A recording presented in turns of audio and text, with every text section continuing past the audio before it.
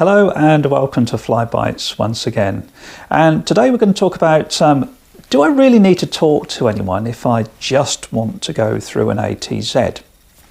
Well, obviously it depends on the class of airspace that the ATZ resides in. So in general, if it's within Class D airspace, an ATZ will have a Class D allocation. So yes, of course, you'll need permission to go in there because it's controlled by air traffic control.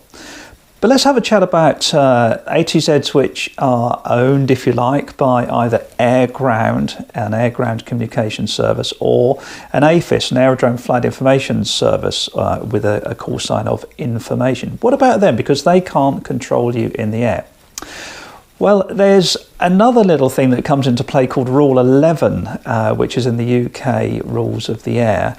And that states that you must not go into or transit an ATZ unless you have established the traffic pattern that any aircraft that's in the ATZ already has made. So it's actually illegal to go into an ATZ unless you have that information. So while you can't request an ATZ transit from air ground or an AFIS service, you still have to find out the information about the aircraft which exists or is about to join the traffic pattern within the ATZ anyway. So that means that you have to make contact with them.